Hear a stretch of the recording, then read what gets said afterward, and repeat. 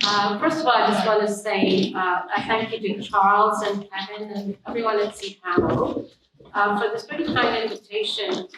Really just to share some of my thoughts, things that I've been working on, for a long time, and keep developing sort of my ideas around.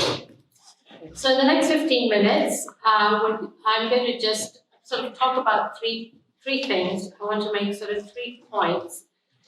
And the first point is about where the EDI paradigm comes from. Now, one of the central undertakings, I think, for us today is this term of difference. And we've seen that there's 2 approaches in sort of handling this term or thinking about this term. And one comes from a socio-political discourse, and the other one comes from a corporate management discourse. Now, the genesis of the overbearing of the business leadership on social issues really stems from a very interesting moment in history. Now, at the risk of simplifying a really complex 2-decade process, an era in which I was very much at the forefront of many of the contestations, I want to take you to 1987. And that is the last 2 years of the Reagan administration, when a report came out from the RAND Corporation. It was called Workforce 2000. This report, Workforce 2000, essentially predicted in 1987 that the challenges to the US industry in terms of workforce would have to grapple with new forthcoming globalization of the 21st century and there would be a need to diversify the labor force and how the marketing US manufacturing sector would be able to capture and dominate the global market. This report and its findings were debunked after a decade of its publication, but its import was picked up by the management discourse in US academia, which produced a particular method of corporate practices, and these practices essentially focused on labor, productivity, and the market. I want to draw your attention to an important fact that labor was not addressing issues of equality or affirmative action, but rather it was really about addressing the market. That's what this was about. And this introduced a paradox because it established that pursuit of diversity is not equal to equality, but it is more rooted in the notion of productivity. And it's an important and nuanced point. I want to elaborate. For example, in a university context, EDI, or rather EDI Inc., quote, it sees education as a product, students as consumers, and diversity as a customer service issue which demands a top-down administrative approach, unquote. In fact, what EDI Inc. offers is a militarized safety and security model.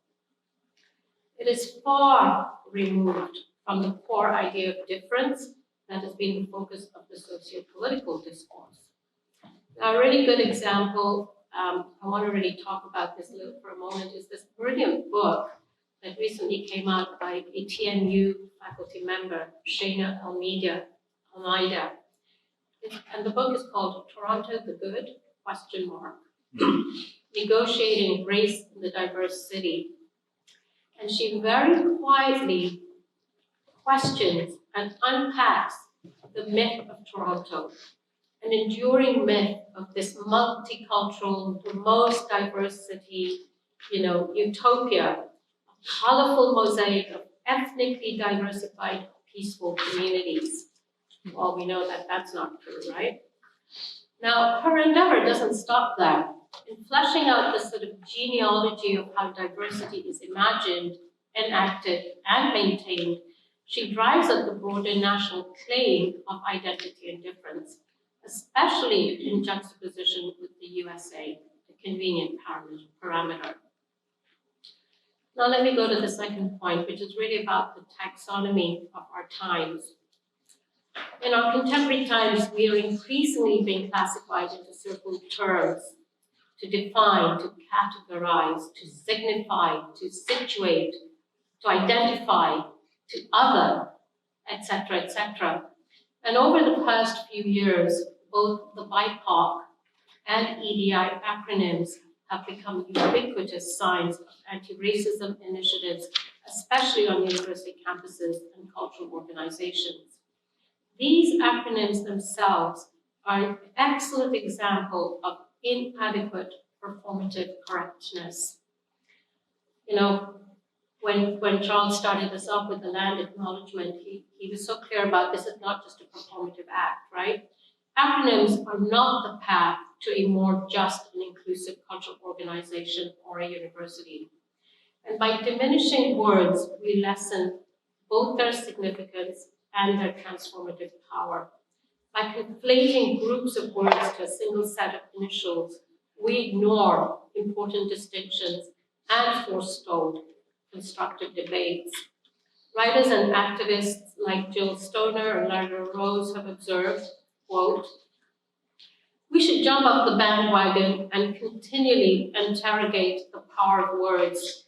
We should prod language itself to become more complex rather than simpler, and encourage a fluid and contingent vernacular that includes Black and Indigenous contributions. To effectively do the work of dismantling systemic racism, we cannot afford to take shortcuts, linguistic or otherwise." Unquote. Acronyms are a language reduction enterprise, and language is central to our crisis and equally a site of our state of politics. Recently, I gave a keynote where I elaborated on this argument, highlighting how the crisis of language makes democracy precarious and accentuates fragility of the human condition. Now, people of color is not a subtle restructuring of the term colored people, which is a racial slur. It is a slur used for dehumanization and segregation. Colored and Negro were pushed aside for African American and later Black. Then person of color, aka colored people, the remix, made a comeback to include all racialized folks. The connotations are still so deep. It's a term with a really dark history.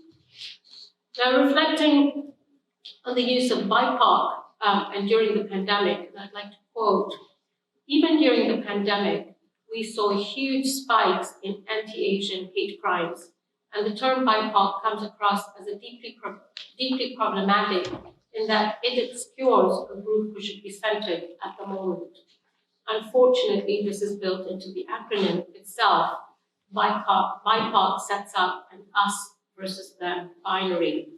The acronym for Black and Indigenous shifts Asian/Pacific Islander Americans and Latino Americans over there, reinforcing the idea of interracial conflict rather than interracial solidarity.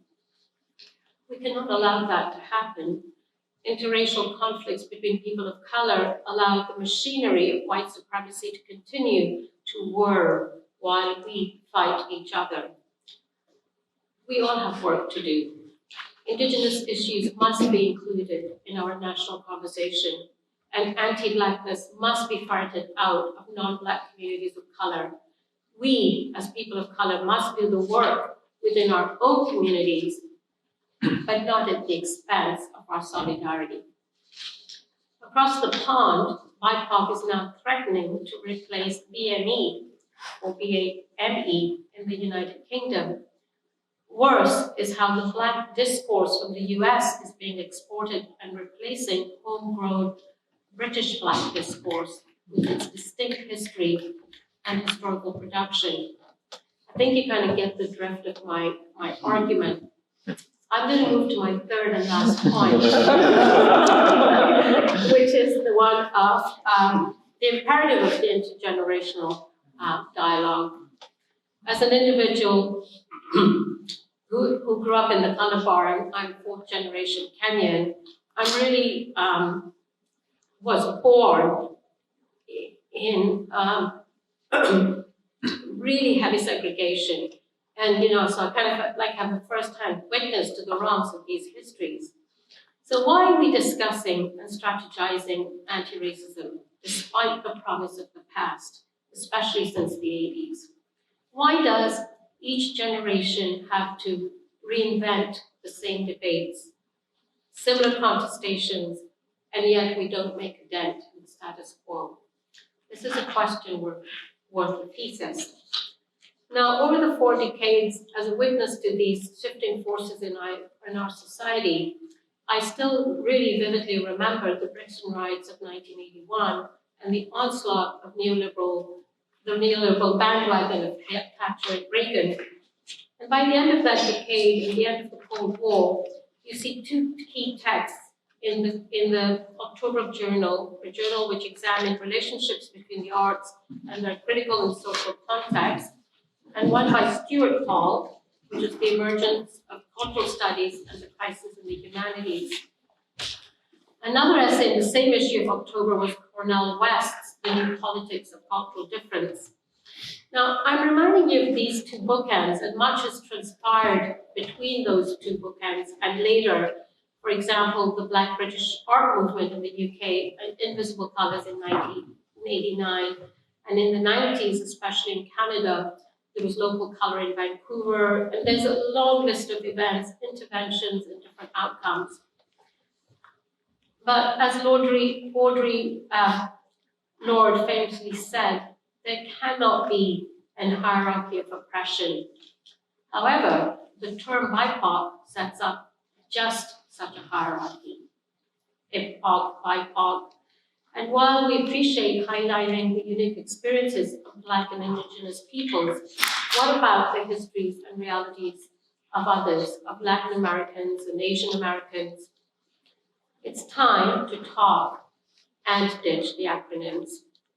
We may not be able to change everything overnight, but wouldn't it be great if we can just be more aware and inclusive? Isn't that what we're doing here, talking about all of those things over the last 3 days? And whether your work in the public or private sector, in policy, in communications, or HR, if you promote equity and inclusion through speeches and press notices, through your art, let's ditch the acronyms and other offensive terms for good. And as Jill Stoner poignantly says, quote, the history of acronyms from their origins in military context to their vast takeover as the corporate vernacular of late-stage capitalism should trouble any university administrator, or cultural organizations who rely on them to drive social justice efforts forward, unquote. So just some final thoughts before I conclude, because today, to me, it appears like a deja vu, as it appears that we have come full circle from the 1980s, and today we're on the cusp of a new Washington consensus.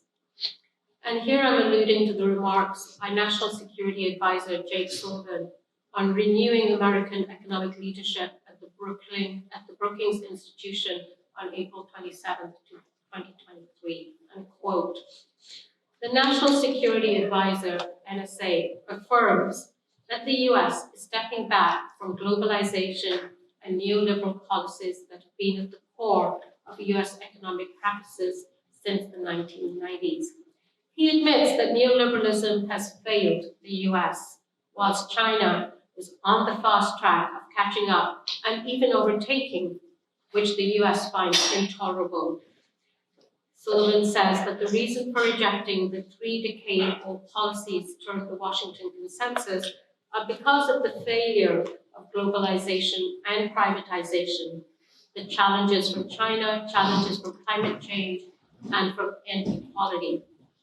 The American NSA continues this new Washington Consensus as it picks a few notes from the much maligned critics of neoliberal economics to suggest an alternative. And he says that President Biden wants to build capacity, resilience, be inclusive, focus on public goods like digital infrastructure and clean energy, unquote. And I'm mentioning this here because it ties in well with what we began with, the manufacturing of the EDI paradigm.